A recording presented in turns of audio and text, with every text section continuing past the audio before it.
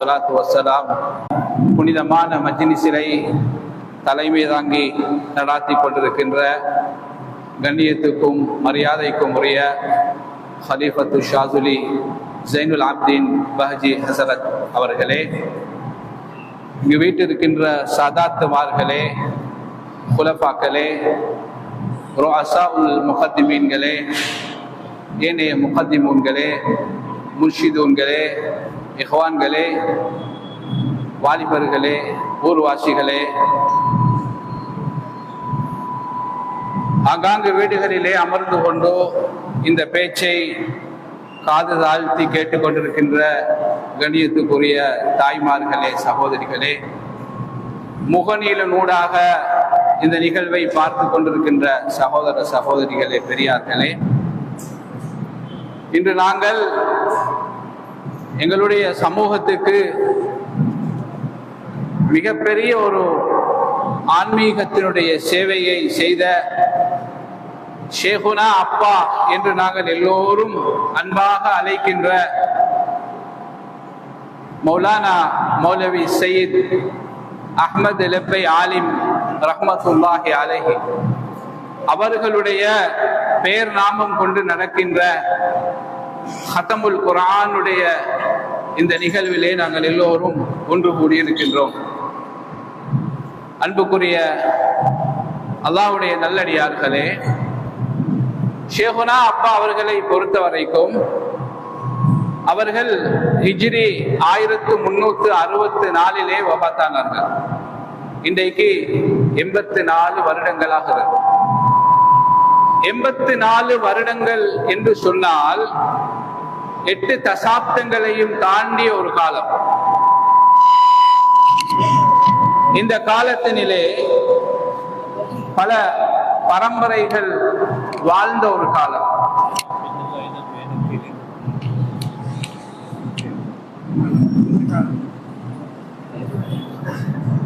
அப்படிப்பட்ட ஒரு நீண்ட காலத்திலே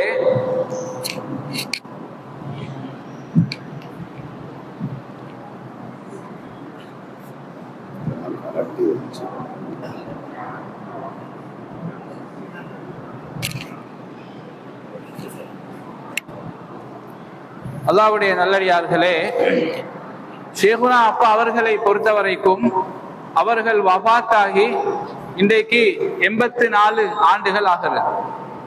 84 ஆண்டுகள் என்றால் எத்தனையோ பரம்பரைகள் வாழ்ந்த ஒரு காலம். அப்படிப்பட்ட ஒரு நீண்ட நெடுங்காலமாக இந்த ஊரிலே அவர்களை பற்றி பேசப்படுகிறது என்றால் அல்லாஹு தாலா நாயன் அவர்களுடைய சேவையை கபூல் செய்து கொண்டான். அல்லாஹு தாலாவுடைய அங்கீகாரம் அவர்களுடைய சேவைக்கு இருக்கிறது என்பதற்கான ஒரு அடையாளமாக இருக்கிறது. அதே போல இந்த ஊரிலே வாழ்ந்த மக்கள் 84 வருடங்களாக தொடர்ந்து ஷேகுனா அப்பா அவர்களை கண்ணியப்படுத்துகிறார்கள் என்றால் அதற்கு என்ன காரணம்? அன்புக்குரிய ஊர்வாசிகளே, வாலிபர்களே, இந்த ஊருக்கு அவர்கள் செய்த சேவை இருக்கிறதே, இது மகத்தான ஒரு சேவை. இப்போது நாங்கள் இந்த இடத்திலே கூடியிருக்கிறோம். இந்த ஜாவியாவிலே இந்த ஜாவியா உருவாகுவதற்கு காரணமாக இருந்தவர்களே அவர்கள்தான். அதே போன்று இந்த ஊருக்கு கிடைத்த மிகப்பெரிய ஒரு பாக்கியம், அல்லாஹ்வுடைய ரஹ்மத்தை பரக்கத்தை கொண்டு வரக்கூடிய ஒரு பாக்கியம். கண்மணி நாயகம் ஸல்லல்லாஹு அலைஹி வஸல்லம் அவர்கள் பிறந்த அந்த ரபீஉல் அவ்வல் மாதத்திலே இந்த ஜாவியாவிலே நடக்கின்ற ஸஹீஹுல் புகாரியினுடைய பாராயண மஜ்லிஸ், பேர்வழியை பொறுத்தவரையிலே ஒரு சில இடங்களில் மாத்திரம் நடக்கின்ற அந்த புனிதமான மஜ்லிஸ், அந்த மஜ்லிஸை எங்களுக்கு ஏற்படுத்தி தந்தவர்களும் ஷேகுனா அப்பா ரஹ்மத்துல்லாஹி அலைஹி அவர்கள். இப்படியான அந்த மகத்தான சேவைகளை எங்களுக்கு செய்து தந்ததன் காரணமாகத்தான் இந்த ஊரிலே வாழ்ந்த மக்கள் 84 வருடங்களை தாண்டியதன் பின்பும் கூட அவர்களை கண்ணியப்படுத்திக் கொண்டிருக்கிறார்கள் என்ற செய்தியை பார்க்கிறோம். அல்லாஹ்வுடைய நல்லடியார்களே, அல்லாஹு தாலா சில மனிதர்களை அவனுடைய தீனுக்காக வேண்டியே அங்கீகரித்திருக்கிறான் என்பதை பார்க்கிறோம். மினல் முஃமினீன ரிஜாலுன் ஸதகு மா அஹதுல்லாஹ அலைஹி. முஃமின்களிலே சிலர் இருக்கிறார்கள், அல்லாஹ்வோடு செய்து கொண்ட அந்த உடன்படிக்கையை அவர்கள் உண்மைப்படுத்தினார்கள் என்று அல்லாஹு தாலா சொல்லுகின்ற பிரகாரம் உலகத்தில் விரல் விட்டு எண்ணக்கூடிய சில மனிதர்களை அல்லாஹு தாலா நாயனுடைய வாழ்க்கையை இந்த தாவாவுக்காகவே ஆக்கியிருக்கிறார். அப்படிப்பட்ட ஒரு பெருந்தகைகளில் ஒருவர் தான் எங்களுடைய ஷேகுனா அப்பா ரஹ்மத்துல்லாஹி அலைஹி. அவருடைய வாழ்க்கை வரலாற்றை பாருங்கள், எவ்வளவு அழகான ஒரு அற்புதமான வாழ்க்கை. தென்னிந்தியாவினுடைய தமிழ்நாட்டினுடைய அதிராம்பட்டினம் என்ற கிராமத்திலே பிறக்கிறார்கள். ஒரு மார்க்க பக்தி உள்ள ஒரு குடும்பத்திலே பிறக்கிறார்கள். ஆலிம்களை, ஹாஃபிதுகளை உருவாக்கிய, நன்மக்களை உருவாக்கிய ஒரு குடும்பத்திலே அவர்கள் பிறக்கிறார்கள். இளமை காலத்தினிலே, அந்த காலத்தில் மார்க்க கல்விக்கு மிகவும் பேர் போன கேரளாவுக்கு சென்று அந்த அடிப்படை கல்வியை கற்கிறார்கள். அவர்களுடைய அறிவு ஆற்றலை கண்ட அவர்களுடைய உஸ்தாதுமார்கள் வியந்து போனார்கள். அந்த நேரத்தில் அந்த உஸ்தாதுமார்களுடைய ஆலோசனையின் பிரகாரம் அவர்கள் உயர் கல்வியை படிப்பதற்காக மக்கா முக்கர்ரமாவுக்கு போகிறார். 100 வருஷங்களுக்கு முன்னால் மக்காவுக்கு போவது என்பது, இஸ்லாத்தினுடைய அந்த ஹஜ்ஜி கடமையை நிறைவேற்ற போவது என்பது கூட மிகவும் சவாலான ஒரு செய்தி. அப்படியான ஒரு காலகட்டத்தினிலே மார்க்க கல்வியை படிப்பதற்காக ஷேகுனா அப்பா அவர்கள் மக்கா முக்கர்ரமாவுக்கு போகிறார்கள் என்றால் இது அல்லாஹுவினுடைய ஒரு விசேஷமான அருளாக அன்றி வேறொன்றும் இல்லை என்று அவர்களுடைய வரலாற்றை படிக்கின்ற உலமாக்கள் சொல்லுவார்கள். மக்காவுக்கு போனார்கள். அல் மத்ரஸத்து சௌலத்தியா என்ற அந்த மதரசா ஹராத்திலே, கௌபாவிலே நடாத்தப்பட்டு கொண்டிருந்த அந்த மதரசாவிலே அவர்கள் படிக்கிறார்கள். யாரிடத்தில் படித்தார்கள்? அந்த காலத்திலே மிகவும் பிரபல்யமான இமாம்களிடத்திலே படித்தார்கள். மக்காவினுடைய முஃப்தியாக இருந்த அஸ்ஸையித் ஜைனி தஹ்லானி ரஹ்மத்துல்லாஹி அலைஹி, மிக பெரும் கொண்ட ஒரு அறிஞர், அல்லாஹ்வுடைய ஒரு வலி, அவர்களிடத்திலே படிக்கிறார்கள். அதே போன்று அஸ்ஸையித் அப்துல் காதர் ரஹ்மத்துல்லாஹி அலைஹி, மிக பெரும் கொண்ட ஒரு அறிவு கடல். இப்படிப்பட்ட இமாம்கள் இடத்திலே அவர்கள் படிக்கிறார்கள். ஷேகுனா அப்பா அவர்களுடைய திறமையை கண்டு அந்த மக்கத்து மண்ணே ஆச்சரியப்படுகிறது. அவருக்கு கிடைத்த அங்கீகாரம் என்ன தெரியுமா? ஒரு அஜமியாக இருந்து கொண்டு மக்காவிலே பாடத்தை படித்துவிட்டு அந்த மக்களுக்கு, அரபி மாணவர்களுக்கு பாடம் போதிக்கின்ற ஒரு உஸ்தாதாக அவர்கள் மாறினார்கள். அது மட்டுமா, அவர்களுக்கு கிடைத்த மிகப்பெரிய அங்கீகாரம், அவர்களுக்கு அங்கே திருமணம் பேசப்பட்டு திருமணம் முடித்து கொடுக்கப்படுகிறது. மக்கத்து மண்ணுக்கு இந்தியாவிலே இருந்து, ஆசியாவிலே இருந்து போன ஒரு மனிதனுடைய சேவை தேவைப்படுகிறது என்பதற்காக, அவர்களை அங்கே நிப்பாட்டிக் கொள்ள வேண்டும் என்பதற்காக இத்தகைய ஏற்பாடுகள் எல்லாம் அங்கே நடந்து கொண்டிருக்கிறது. ஆனால் அல்லாஹு தஆலா அவனுடைய நாட்டம் வேறு விதமாக அமைகிறது. ஷேகுனா அப்பா அவர்கள் வாழ்ந்த காலம் 19வது நூற்றாண்டினுடைய ஆரம்ப காலம். இந்தியா, இலங்கை போன்ற நாடுகளிலே முஸ்லிம்களுக்கு இஸ்லாத்தை புறநூத்தாபரம் செய்ய வேண்டிய ஒரு காலம். அந்த காலத்தினிலே அல்லாஹுடைய ஏற்பாட்டின் பிரகாரம் ஷேகுனா அப்பா அவர்கள் இந்தியாவுக்கும் இலங்கைக்கும் திரும்பி வருகிறார்கள். அவர்களுடைய தாய் அன்னையினுடைய அந்த வேண்டுகோளுக்கு இணங்க அவர்கள் மீண்டும் இந்தியாவுக்கு வந்து இந்தியாவிலும் இலங்கையிலும் மிகப்பெரிய தாவாவுடைய பணியை செய்து மிகப்பெரிய ஒரு மாற்றத்தை ஏற்படுத்துகிறார்கள். அதிராம்பட்டினத்தினிலே மத்ரஸத்து ரஹ்மானியா என்ற மதரசாவை உருவாக்கி இன்றைக்கு அந்த மதரசா மிகப்பெரிய ஒரு மதரசாவாக மாறி இருக்கிறது. அதிராம்பட்டினத்திலே ஜுல்காதா மாதம் 29வது தினத்திலே சஹீஹுல் புகாரி பாராயண மஜ்லிஸை அவர்கள் ஆரம்பித்து வைத்தார்கள்.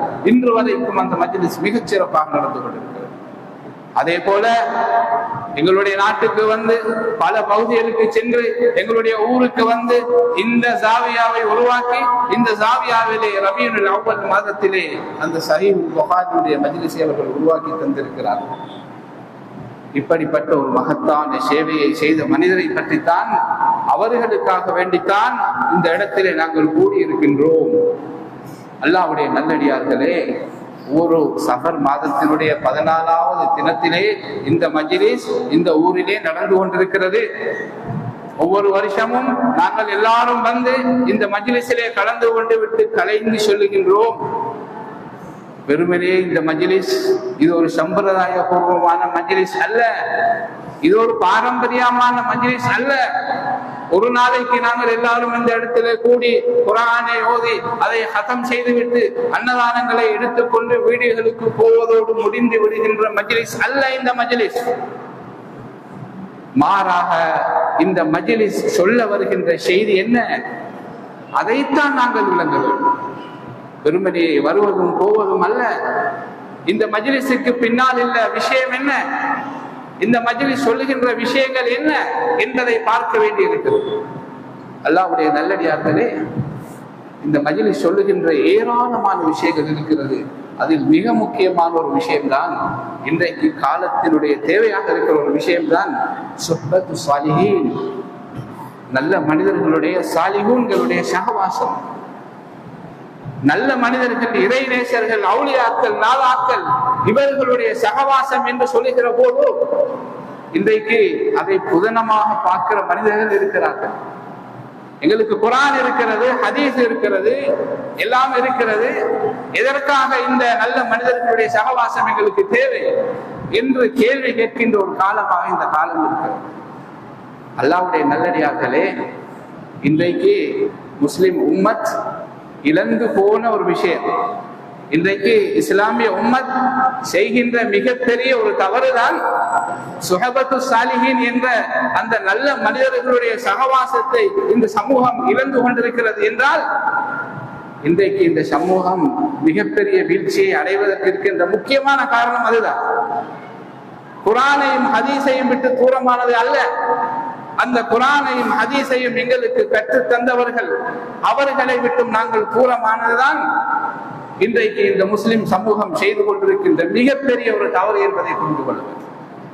எனவேதான் இந்த மஜ்லிஸுக்கு நாங்கள் வருகின்ற போது நாங்கள் சிந்திக்க வேண்டிய, மனதுக்கு எடுக்க வேண்டிய விஷயம் என்ன தெரியுமா? அவுலியாக்களுடைய, இறைநேசர்களுடைய சகவாசம். இந்த ஊரினுடைய சரித்திரத்தை, வரலாறை பாருங்கள். எத்தனை எத்தனை மஷாயிகமார்கள் இந்த ஊருக்கு வந்தார்கள், எத்தனை நல்லடியார்கள் இந்த ஊருக்கு வந்தார்கள். அத்தனை பேரையும் இந்த ஊர் கண்ணியப்படுத்தவில்லையா? எங்களுடைய முன்னோர்கள் எப்படி நடந்து கொண்டார்கள்? அப்படிப்பட்ட மஷாயிகமார்களுக்கு யாராவது கேள்வி கேட்டார்களா? அவர்களை மதிக்கின்ற விஷயத்தில் ஏதாவது குறைபாடு செய்தார்களா? இல்லை. அவர்கள் சொல்லுகிற விஷயங்களை கேட்டு நடந்தார்கள். அவர்களுடைய அந்த துஆ பரக்கத்தை பெற்றார்கள். அதன் காரணமாகத்தான் இன்றைக்கு இந்த ஊரு சிறப்பான ஒரு ஊராக இருந்து கொண்டிருக்கிறது. ஆனால் துரதிர்ஷ்டவசமாக இன்றைக்கு அந்த நிலைமைகள் கொஞ்சம் கொஞ்சமாக மாறிக்கொண்டு போவதை பார்க்கிறோம். இன்றைக்கு சோசியல் மீடியா, சமூக வலைத்தளத்தினிலே மார்க்கம் பேசப்படுகிறது. அவுலியாக்களை, இறைநேசர்களை, நாதாக்களை அவர்கள் தேவையில்லை. அவுலியாக்களை பற்றி பேசுவது, அவர்களோடு சகவாசம் கொள்ளுவது, இது ஷிர்கோடு சம்பந்தப்பட்டது, இது பித்அத்தோடு சம்பந்தப்பட்டது என்று எல்லாம் பேசி பேசி இன்றைக்கு நடந்தது என்ன?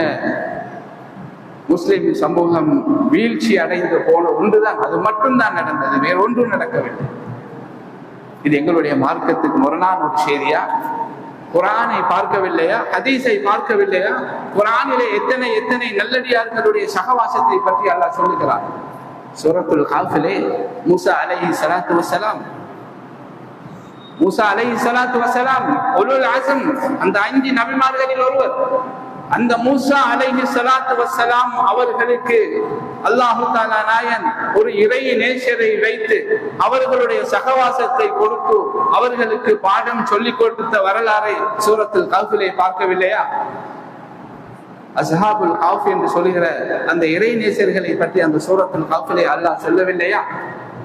நபி சுலைமான் அலைஹிஸ்ஸலாத்து வஸ்ஸலாம் உலகத்தை ஆட்சி செய்த ஒரு நபி. காற்றும் தண்ணீரும் பறவைகளும் எல்லாம் வசப்படுத்தி கொடுக்கப்பட்ட அந்த சுலைமான் அலைஹிஸ்ஸலாத்து வஸ்ஸலாம் அவர்களுடைய சபையிலே எத்தனை இறை நேசர்கள் இருந்தார்கள். பல்கீஸ் ராணியினுடைய பல்லாயிரக்கணக்கான மைல்களுக்கு அப்பால் இருந்த அந்த சிம்மாசனத்தை நபி சுலைமான் அலைஹிஸ்ஸலாத்து வஸ்ஸலாம் அவர்களுக்கு கொண்டு வந்து கொடுத்தது யார்? ஒரு ஜின்னா, மலக்கா? இல்லை, ஒரு இறைநேசர், அல்லாஹ்வுடைய நல்லடியார், ஒரு அவுலியா.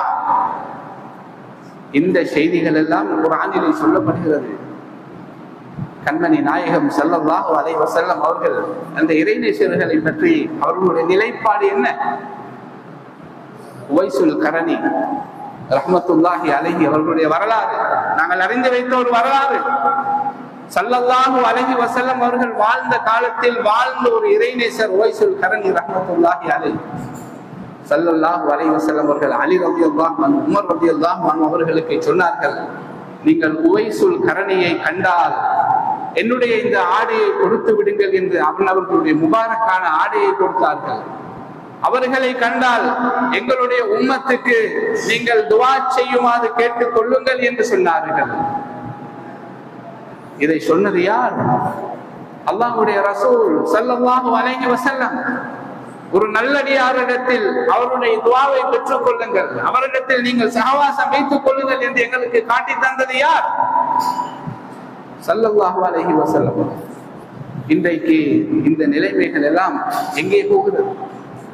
இன்றைக்கு மஷாயிகுமார்கள் எங்களுடைய ஊருக்கு வரவில்லையே, நாங்கள் ஷேகுமார்களை கண்டு எவ்வளவோ வருடங்கள் ஆகிறதே என்று நாங்கள் எல்லோரும் ஏங்கிக் கொண்டிருக்கிறோம். என்ன காரணம்? அப்படிப்பட்ட அந்த ஷேகுமார்களுடைய விஷயத்திலே தரக்குறைவாக சமூகங்கள் நடந்தால் அப்படிப்பட்ட அந்த நல்ல மனிதர்களை அல்லாஹ் தஆலா அந்த சகவாசத்தை இல்லாமலாக்குவார். அப்படியான ஒரு சூழ்நிலை தான் கிட்டத்தட்ட இப்போது நடந்து கொண்டிருக்கிறது. அப்படியான அந்த மஷாயிகுமார்களை தரக்குறைவாக பேசுகின்ற காரணத்தினாலோ என்னமோ தெரியவில்லை, அப்படிப்பட்ட பாக்கியங்கள் இன்று எங்களுக்கு இல்லாமல் இருக்கிறது. இதுவெல்லாம் இந்த மஜ்லிஸ் எங்களுக்கு சொல்லுகின்ற செய்திகள். அடுத்த விஷயம்தான் வரசத்துல் அம்பியா என்று சொல்லுகிற உலமாக்களுடைய விஷயம்.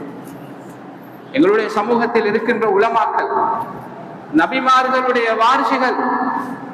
இந்த உலமாக்களுக்கு இன்று இருக்கின்ற சமூகம் கொடுத்திருக்கின்ற நிலை என்ன?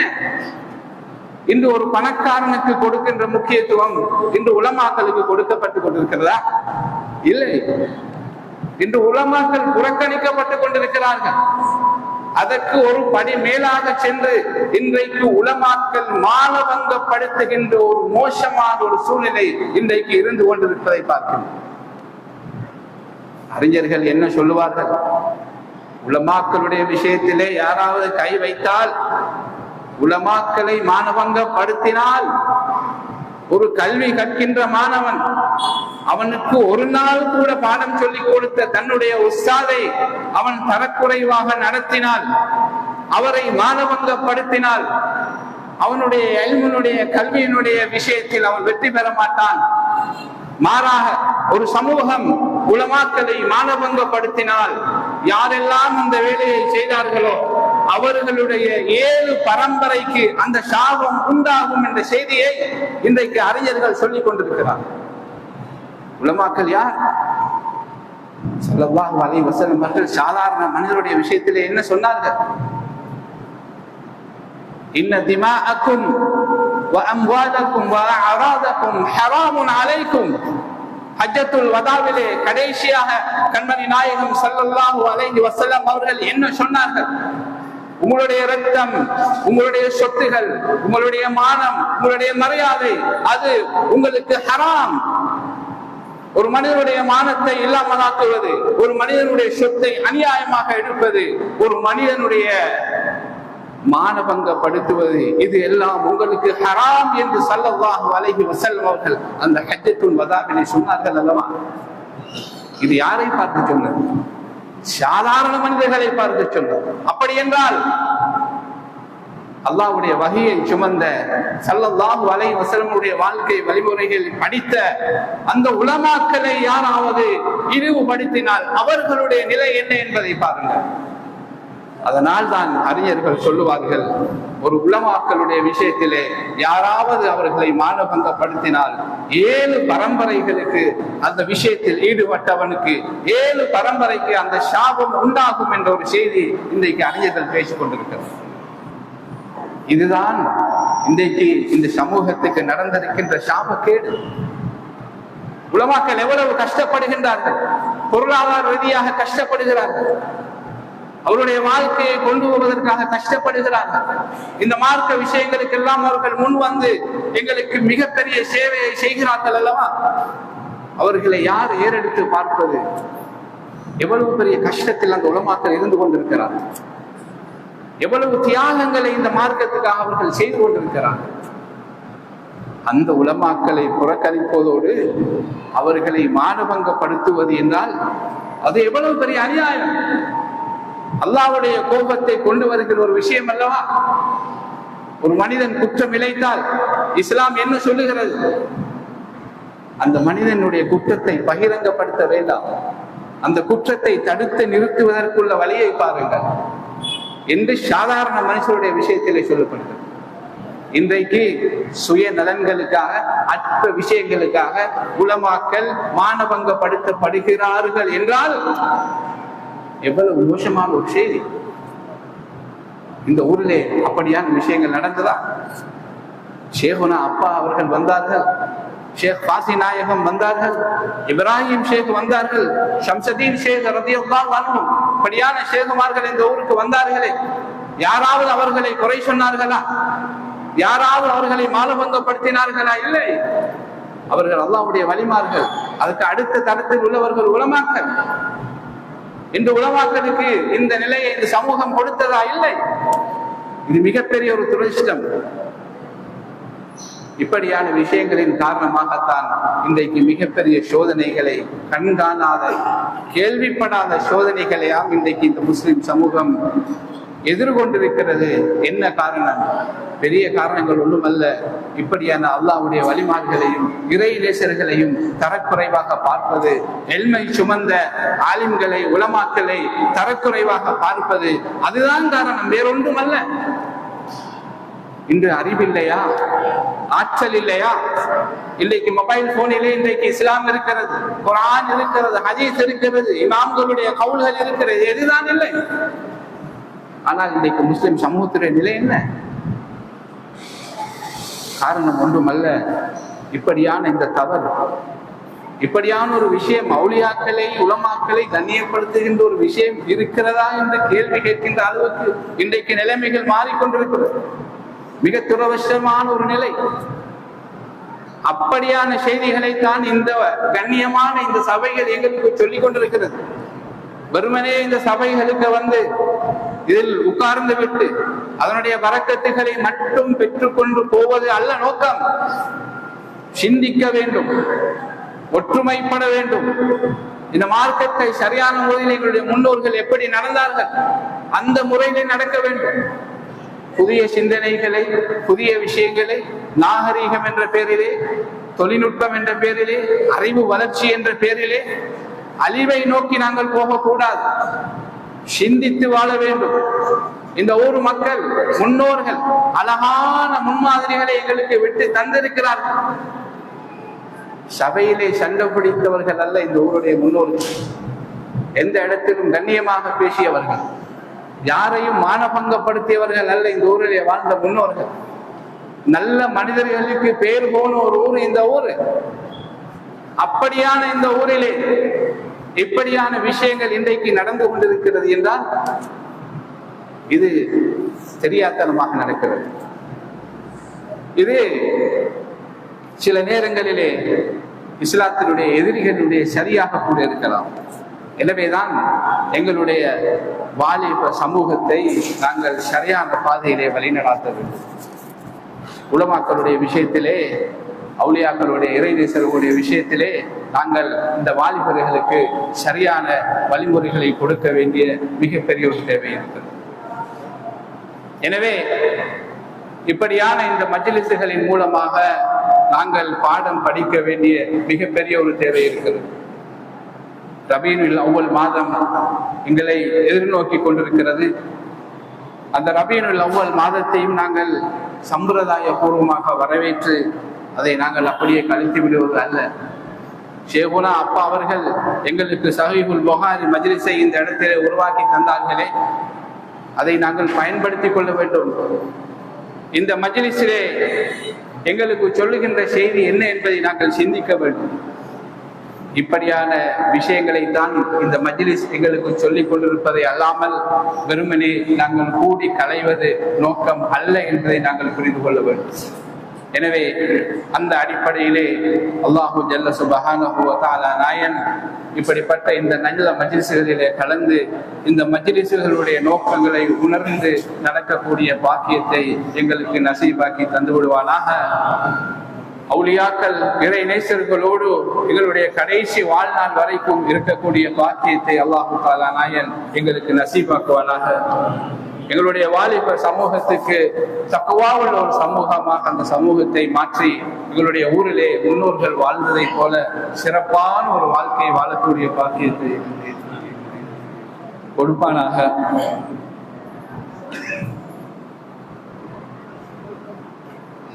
என்னென்ன ஹாஜாத்துக்களை எல்லாம் நாங்கள் நினைத்து கொண்டு இந்த மஜ்லிஸிலே அமர்ந்து கொண்டிருக்கின்றோமோ அந்த அத்தனை ஹாஜாத்துக்களையும் இந்த புனிதமான மஜ்லிஸினுடைய பொருட்டை கொண்டு அல்லாஹு தஆலா நாயன் நிறைவேற்றி தருவானாக. எங்களுடைய வியாபாரங்களிலே அபிவிருத்தியை ஏற்படுத்துவானாக. இந்த ஊருக்கு பரக்கத்தை செய்வானாக. யாரெல்லாம் நோய் நொம்பலங்களோடு கஷ்டப்பட்டு கொண்டிருக்கிறார்களோ அவர்களுக்கு அல்லாஹு தஆலா நாயன் நிவாரணத்தை கொடுப்பானாக. யாரெல்லாம் கடனாளிகளாக ஏனைய பிரச்சனைகளிலே இருக்கிறார்களோ அந்த அத்தனை பிரச்சனைகளுக்கும் அல்லாஹு தஆலா நாயன் இந்த மனமான மஜ்லிஸுடைய பொருட்டை கொண்டு அவை எல்லாவற்றையும் நிறைவேற்றி கொடுப்பானாக. எங்களுடைய தாய் தந்தையர்களும் எங்களுடைய கபர்களையும் சொர்க்கத்தினுடைய பூஞ்சோலைகளாக ஆக்கி அருள்வானாக. இந்த மஜ்லிஸுடைய பொருட்டை கொண்டு எங்களுக்கு நல்ல மௌத்தை தருவானாக. எங்களுடைய சகராத்துடைய வேதனைகளை குறைத்து அருள்வானாக. லா இலாஹா இல்லல்லாஹ் முஹம்மது ரசூலுல்லாஹ் என்ற கலிமாவை மொழிந்து கொண்டு மௌத்தாகக்கூடிய பாக்கியத்தை தருவானாக. நாளை மறுமை நாளினுடைய அனைத்து விதமான துன்பங்களில் இருந்தும் எங்களை பாதுகாப்பானாக. கண்மணி நாயகம் ஸல்லல்லாஹு அலைஹி வஸல்லம் அவர்களுடைய அந்த ஹவுதுல் கௌசர் என்ற அந்த புனிதமான நீர் தடாகத்தில் இருந்து அவர்களுடைய முபாரக்கான கைகளின் மூலமாக நீர் அருந்தக்கூடிய பாக்கியத்தை எங்கள் எல்லாருக்கும் நசீபாக்கி வைப்பார்கள். இன்னும் என்னென்ன தேவைகளை எல்லாம் நாங்கள் கேட்க மறந்தோமோ அந்த அத்தனை தேவைகளையும் அல்லாஹு தஆலா நாயன் எங்களுக்கு இந்த மஜ்லிஸுடைய பொருட்டை கொண்டு கபூலாக்கி தருவானாக. ஆமீன் ஆமீன் யா ரப்பல் ஆலமீன். அல்ஹம்துலில்லாஹி ரப்பில் ஆலமீன்.